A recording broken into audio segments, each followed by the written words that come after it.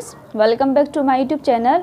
Last video में हमने discuss किया था आई का कॉन्सेप्ट, उसी की सीरीज़ को कंटिन्यू करते हुए आज हमारी जो आई का पार्ट रहेगा वो रहेगा पार्ट 2, वो भी किसका, डिजीज़ ऑफ आई का। लास्ट वीडियो में आपको आई होप समझ में आया होगा और आपको वीडियो भी अच्छी लगी होगी। तो आज का जो हमारी डिजीज़ ऑफ आई का कॉन्सेप्ट रहेगा कंप्लीट करेंगे, ठीक है। तो चलिए देखते हैं, टाइम वेस्ट नहीं करते। डिजीज़ ऑफ आई कितनी तरीके की डिजीज़ है? 3 डिजीज़ है, मायोपिया, हाइपरमेट्रोपिया, प्रेसबायोपिया, ठीक है। हमारी फर्स्ट डिजीज़ कौन सी है? मायोपिया। सेकंड डिजीज़ क्या है? हाइपरमेट्रोपिया। थर्ड डिजीज़ क्या है आई की? प्रेसबायोपिया। अब मायोपिया क्या है? देखो, इसमें कंफ्यूज मत होना। Myopia also known as near sightedness.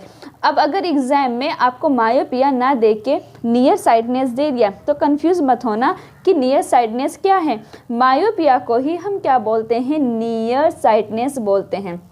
Myopia also known as near sightedness, क्योंकि अभी नियर साइटनेस क्या है उसको डिस्कस करेंगे। इसमें कंफ्यूज मत होना कि नियर साइटनेस क्या है, मैंने बता दिया। नियर साइटनेस को ही हम क्या कहते हैं? मायोपिया। मायोपिया को ही क्या बोलते हैं? नियर साइटनेस बोलते हैं।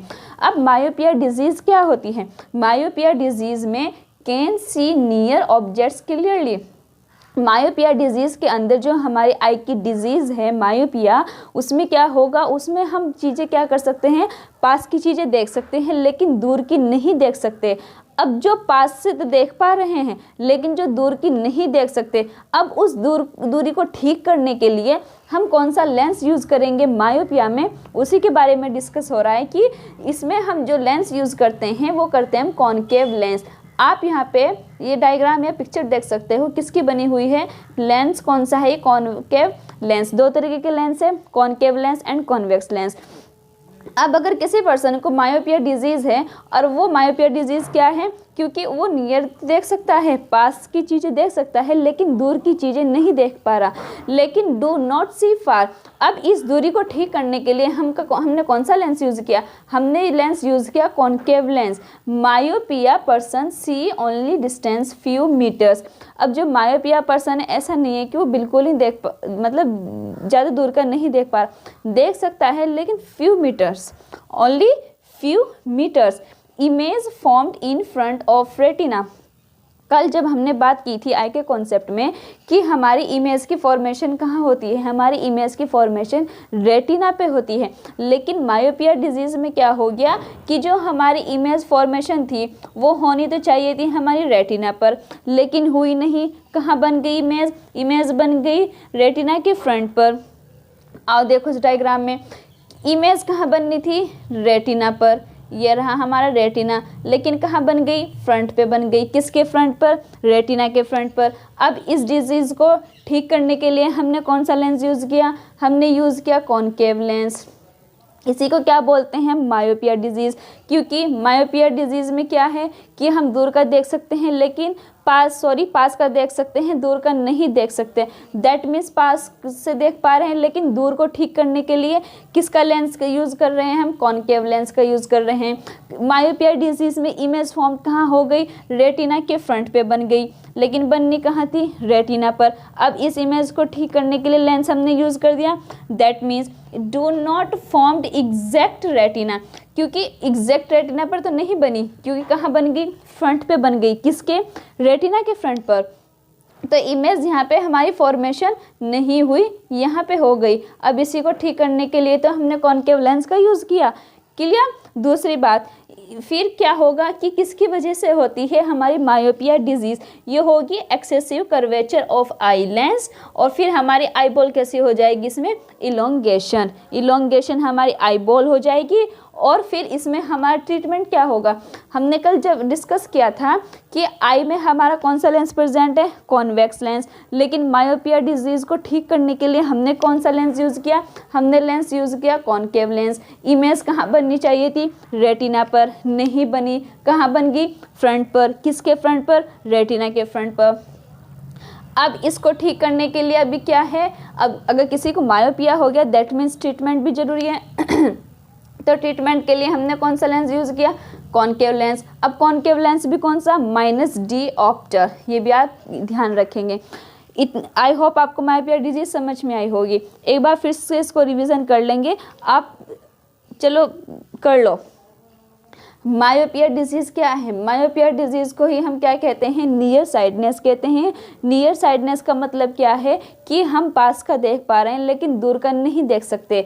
अब अगर कोई मायोपिया पर्सन है, दैट मीन्स अगर वो पास से क्लियर, पास की तो चीज़ें बिल्कुल क्लियर हैं लेकिन दूर की नहीं है, थोड़ी मतलब फ्यू मीटर्स वो चीज़ों को देख सकता है, लेकिन उस दूरी को ठीक करने के लिए हम मायोपिया में कौन सा लेंस यूज़ करते हैं? कॉनकेव लेंस यूज़ करते हैं।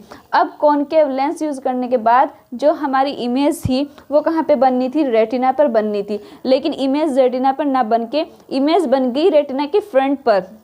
अब इस इमेज को सही करने के लिए, ताकि जो हमारी फॉर्मेशन है ऑफ इमेज की वो रेटिना पे बन जाए, इसलिए हम कौन सा लेंस यूज़ कर रहे हैं? Concave lens. प्लीज़ कंफ्यूज मत होना, कॉनकेव लेंस कहाँ पे यूज़ होगा, कॉन्वेक्स लेंस कहाँ पे कंफ्यूज होगा, क्योंकि इन दोनों में बहुत कन्फ्यूज़न रहती है, आई नो।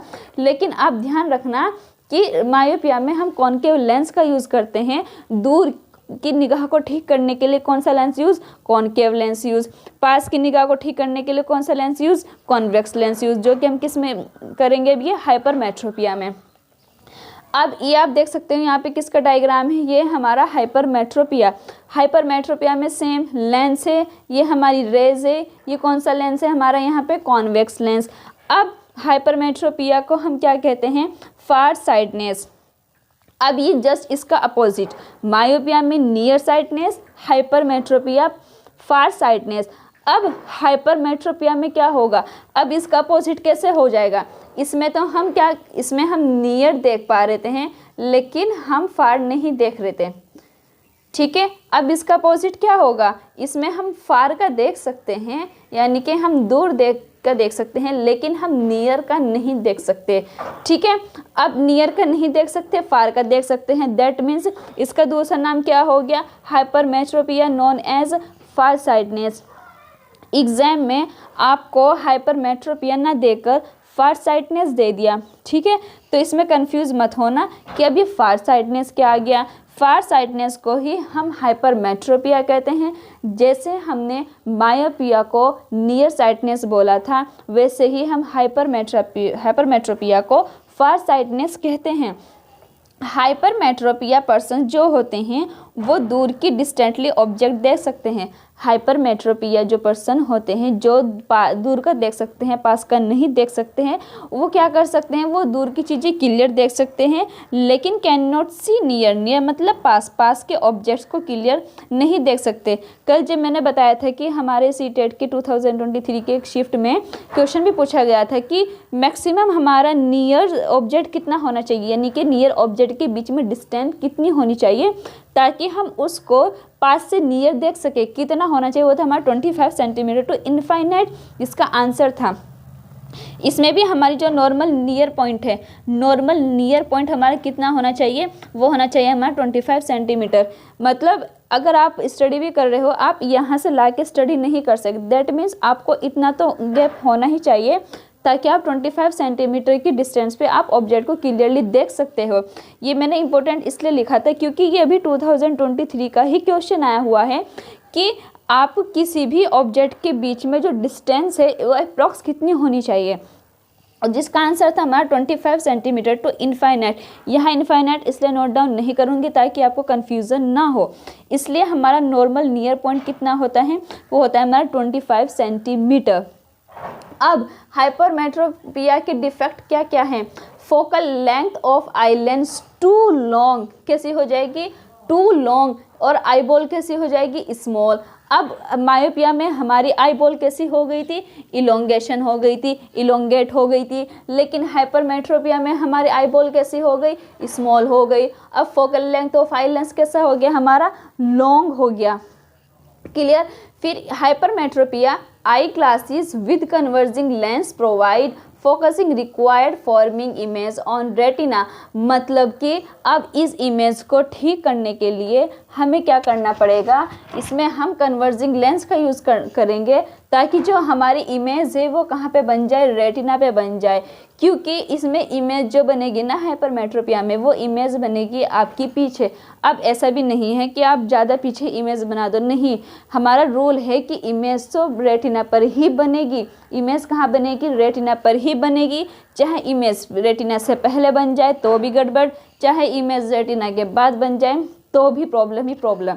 लेकिन आपको क्या करना पड़ेगा, हम सभी को ही, कि अगर किसी को आई की डिजीज़ में हाइपरमेट्रोपिया की डिजीज़ है और जो उसकी इमेज की फॉर्मेशन है वो रेटिना के पीछे बन रही, ये भी करेक्ट नहीं है। इमेज हमारी रेटिना पर ही बनेगी।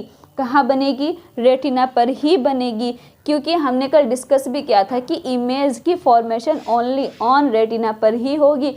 क्योंकि यहाँ पे इमेज रेटिना पर नहीं बनी, पहले बन गई, तो हमें कौन सा लेंस यूज़ करना पड़ा, कॉनकेव लेंस यूज़ करना पड़ा, ताकि हमारी इमेज कहाँ बन जाए, रेटिना पर बन जाए। इसलिए हमें अब हाइपरमेट्रोपिया की डिजीज़ को भी ठीक करने के लिए कौन सा लेंस यूज़ करेंगे, कॉन्वेक्स लेंस यूज़ करेंगे। क्योंकि इमेज पीछे बन गई तो भी प्रॉब्लम है, क्योंकि भाई इमेज तो हमारी रेटिना पर ही बनेगी। तो इमेज रेटिना पर बनने के लिए हमने कौन सा लेंस यूज़ किया, कॉन्वेक्स लेंस यूज़ किया। क्योंकि हाइपरमेट्रोपिया को ही हम क्या बोलते हैं, फारसाइटनेस बोलते हैं। हाइपरमेट्रोपिया पर्सन्स कैसे होते हैं, जो दूर के ऑब्जेक्ट को क्लियरली देख सकते हैं लेकिन पास के ऑब्जेक्ट को क्लियरली नहीं देख सकते। क्योंकि जो नॉर्मल नियर पॉइंट है हमारा, वो कितना होना चाहिए, डिस्टेंस कितना होना चाहिए किसी भी ऑब्जेक्ट को देखने के लिए, वो होना चाहिए मिनिमम 25 सेंटीमीटर। आई होप इतना क्लियर। फिर है इसमें अभी हमने बात की कि इसके डिफेक्ट कैसे कैसे होगी, क्योंकि इसमें जो हमारा फोकल लेंथ है आई लेंस का, वो लॉन्ग हो जाएगा, जिसकी वजह से ये डिजीज़ होगी। और आई बॉल कैसी हो जाएगी हमारी, स्मॉल, क्योंकि वहाँ पे आई बॉल तो लार्ज इलोंगेट हो गई थी, सॉरी, यहाँ पे हमारी क्या हो जाएगी, स्मॉल हो जाएगी। Eye glasses with converging, converging का मीन्स पता है, देखो एक मिनट इसको कंप्लीट कर ले, फिर कन्वर्जिंग और डाइवर्सिंग भी आपको बता देती हूँ।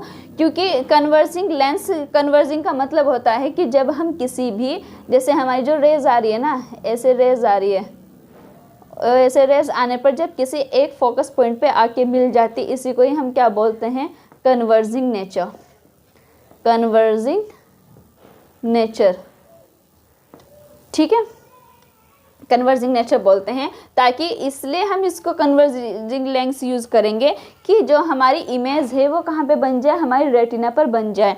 फिर ये हमारा प्रेस बायोपिया। अब प्रेस बायोपिया डिजीज़ क्या है, देखो किसी को मायोपिया थी, किसी को हाइपरमेट्रोपिया थी। अब किसी को ना तो दूर का दिखाई देता ना ही पास का दिखाई देता, दैट मीन्स उसको कौन सी डिजीज़ है, उसको है प्रेस बायोपिया। जिसको दोनों ही डिजीज़ हो जाए, बाई डिजीज़ हो जाए, मायोपिया और हाइपरमेट्रोपिया, उसको बोलते हैं हम प्रेस बायोपिया।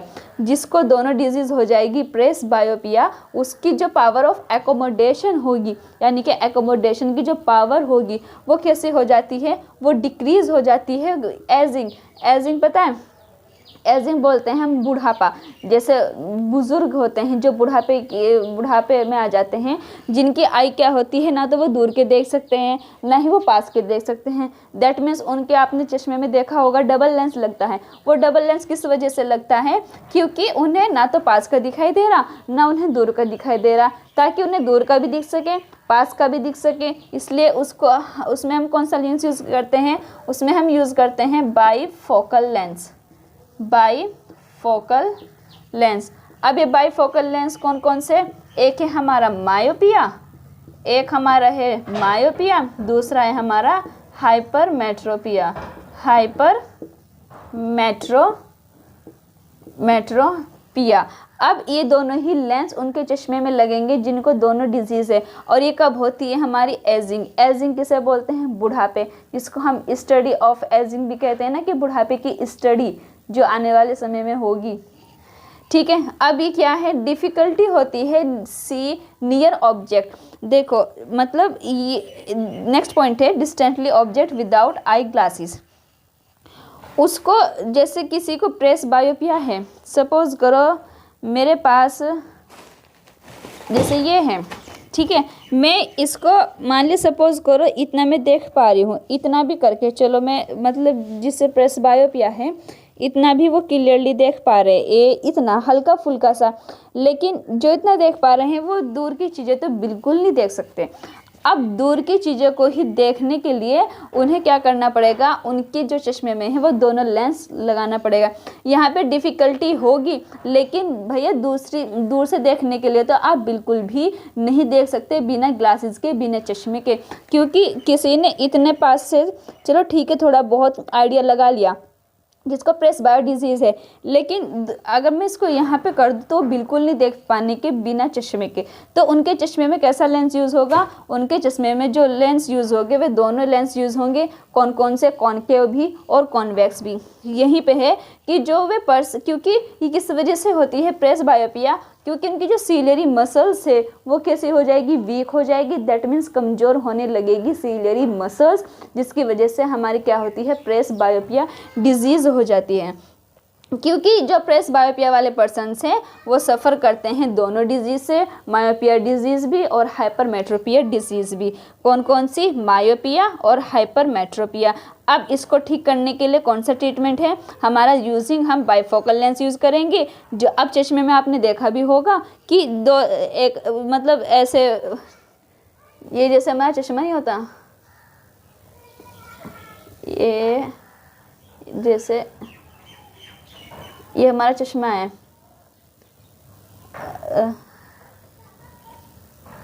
ये चश्मे हैं, ठीक है, आपने ये देखा होगा इस तरीके के लेंस, ये वाले। तो ऊपर की कौन से यूज़ होगा हमारा कॉन्वेकेव लेंस और नीचे कौन से यूज़ होगा हमारा कॉन्वेक्स लेंस। यहाँ पे हमारा कौन सा यूज़ होगा, कॉनकेव लेंस, कॉनकेव लेंस, और नीचे हमारा कौन सा, यहाँ पे कौन सा लेंस यूज़ होगा जिसको प्रेस बायोपिया डिजीज़ है, उसका होगा कॉन्वेक्स लेंस। नीचे कौन सा होगा, कॉन्वेक्स लेंस, ऊपर कौन सा होगा, कॉनकेव लेंस, जिसको प्रेस बायोपिया डिजीज़ है, क्योंकि वो ना दूर के देख सकते हैं ना वो पास का देख सकते हैं, दैट मीन्स उनको कैसी डिजीज़ है, प्रेस बायोपिया है। और प्रेस बायोपिया को ठीक करने के लिए कौन से लेंस यूज़ होंगे, दोनों लेंस यूज़ होंगे। इतनी बात क्लियर रखना कि इनमें कन्फ्यूज़ मत होना, क्योंकि ऊपर लगेगा कॉनकेव लेंस और नीचे यूज़ होगा हमारा कॉन्वेक्स लेंस। प्लीज़ कंफ्यूज मत होना, ऊपर लगेगा कॉनकेव लेंस, नीचे यूज़ होगा प्रेस बायोपिया के चश्मे में जिनको डिजीज़ है, जो सफ़र कर रहे हैं इस डिजीज़ से, नीचे होगा कॉन्वेक्स, ऊपर आएगा हमारा कॉनकेव लेंस। आई होप आपको इतना समझ में आया होगा डिजीज़ ऑफ आई। अगर आपको वीडियो अच्छी लगी हो, इन्फॉर्मेटिव लगी हो, तो आप मेरी वीडियो को लाइक करिए, शेयर करिए और चैनल को सब्सक्राइब कर दीजिए, क्योंकि आने वाले सीटेट में हम ऐसे ही डेली एक टॉपिक करेंगे, डिटेल के साथ करेंगे और विद प्योर एनसीईआरटी, बिल्कुल प्योर एनसीईआरटी और पीवाईक्यू को ध्यान में रखते हुए, क्योंकि जितने भी अब तक के सारे क्वेश्चन हैं उनको माइंड में रखेंगे और फिर उनको स्टडी करेंगे। तो चलिए आज की इस वीडियो को यहीं पे ख़त्म करते हैं, और अगर आपको अच्छी लग रही हो तो प्लीज़ आप कमेंट करके बताइए कि आपको वीडियो कैसी लगी। ठीक है, बाय।